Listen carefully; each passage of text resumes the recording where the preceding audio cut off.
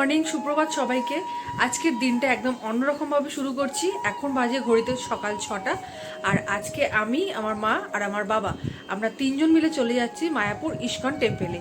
সারাদিন আজকে ওখানেই কাটাবো, পুরো ব্লগটা দেখতে থাকো। এই আমরা বেরিয়ে পড়েছি।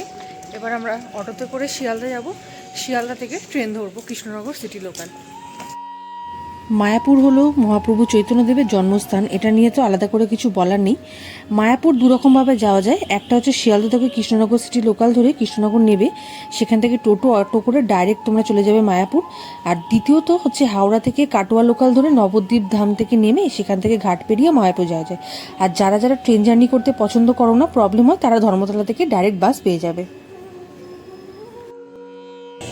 এখন বাজে হচ্ছে 9:30। এই জাস্ট ট্রেন থেকে নামলাম। আর এখানে আমি, বাবা আর মা এখানে টোটোতে উঠে গেছি। আমরা শেয়ারে যাব।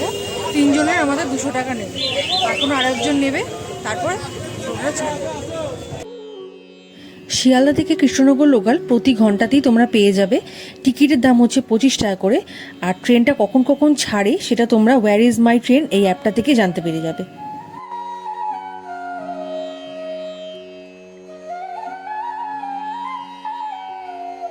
নামলাম টোটো থেকে, প্রায় 45 মিনিট মতো লাগলো। আর চলে এসেছি মন্দিরে। এবার ভেতরে ঢুকবো। আর এটাই হচ্ছে ইস্কন মন্দিরের এখানে কার পার্কিং, টোটো, অটো, ভ্যান, যেরকম যার দরকার সেগুলো এখানে পেয়ে যাবে। এখানে প্রচুর দোকানপাট রয়েছে, খাবার দোকান, জামা কাপড়ের দোকান, সব কিছু ভর্তি। আর আমাদের টোটোওয়ালাটা একটু দূরেই আমাদের নামিয়ে দিয়েছিল, তাই আমরা হেঁটে হেঁটে অনেকটা আমাদেরকে মন্দিরের সামনে যেতে হয়েছিল।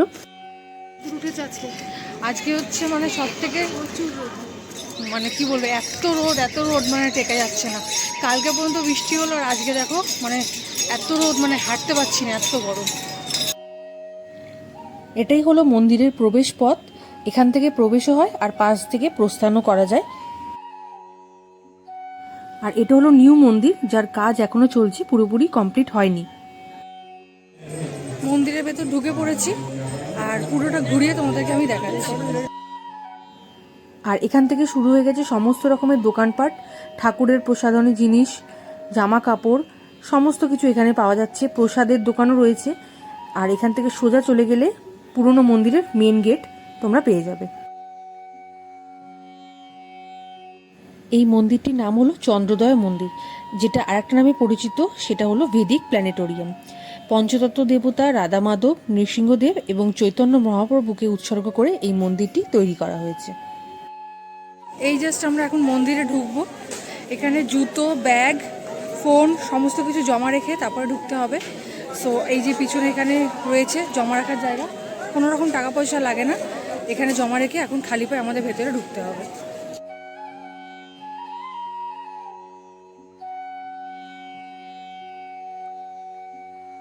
আর এখানে বিক্রি হচ্ছিল প্রসাদ 60 টাকা, 50 টাকা। এখান থেকে গদা ভবনের টিকিট পাওয়া যায়, যার দাম হচ্ছে 80 টাকা। 11:30 থেকে 12টা পর্যন্ত এখানে টিকিট দেওয়া হয়, তারপর আর দেওয়া হয় না। 1টা থেকে খাওয়া শুরু হয়ে যায়, তাই তোমরা আগের থেকেই টিকিটের কুপনটা কেটে নেবে। সুলভ কুপনও পাওয়া যায় 40 টাকা, আর ফ্রি কুপনও আছে। ইনফরমেশনটা তোমরা একটু পজ করে দেখে নাও, তাহলে বুঝতে পারবে কোথায় কীরকম কী খাবারের দাম।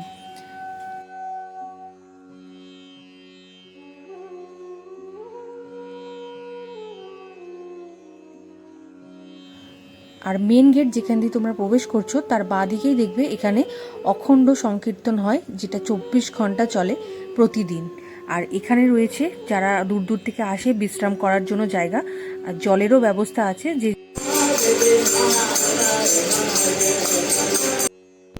এখানে রয়েছে গীতা ভবন, গদা ভবন, সমস্ত রকম ভবনেই থাকার ব্যবস্থা রয়েছে। এখানে কম পয়সায় তোমরা যারা দূর দূরান্ত থেকে আসো তারা থাকতে পারবে। আর এখানে কন্ট্যাক্ট ডিটেলস দেওয়া আছে, তোমরা চাইলে এখানে ফোন করে নিতে পারো।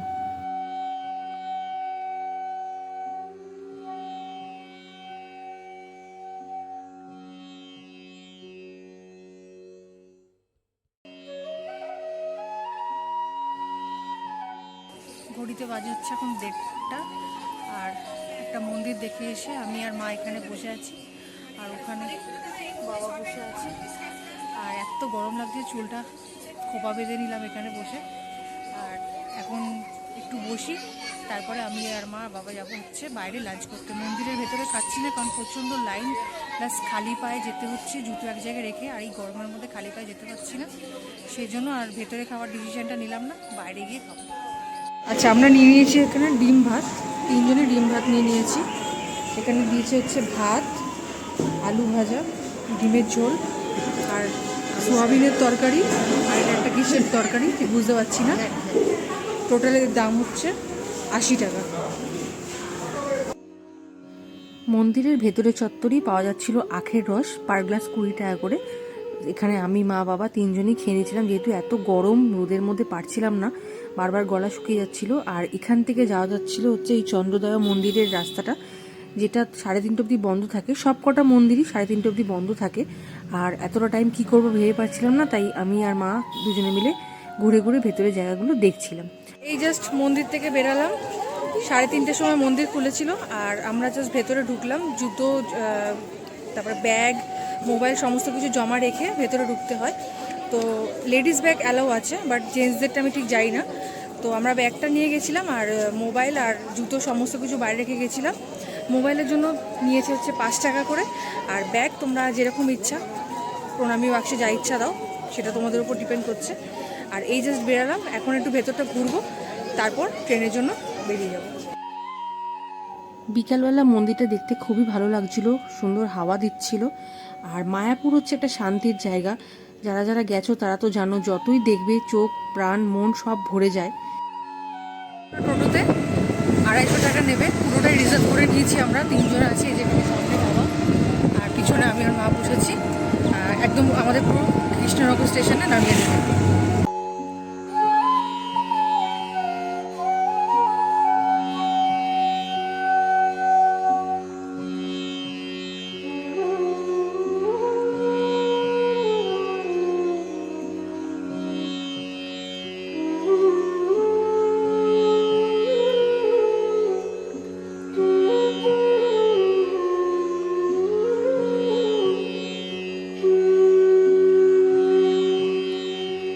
বাজে হচ্ছে এখন 6:30, আর এই যে পিছনে দেখতে পাচ্ছ ট্রেনটা বেরিয়ে গেল।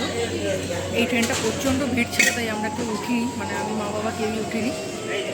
আর এখানে বসার সিট নেই, আর যেহেতু এখান থেকে শিয়ালদা যেতে প্রায় 2 ঘন্টা লাগবে, তাই আমরা রিস্ক নিলাম না, কারণ কে কখন উঠবে কিছু জানি না, এখন দাঁড়িয়ে দাঁড়িয়ে যাওয়াটা সম্ভব না।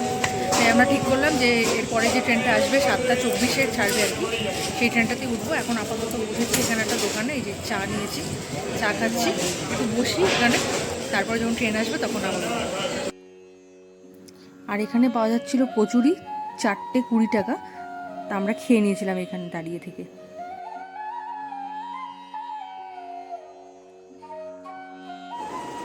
বাড়ি এসছি এই রাত 10টায়, সেই সকাল 6টায় বেরিয়েছিলাম, আর এই জাস্ট ঢুকলাম। প্রচণ্ড ক্লান্ত, প্রচণ্ড প্রচণ্ড প্রচণ্ড ক্লান্ত, আর শরীর দিচ্ছে না।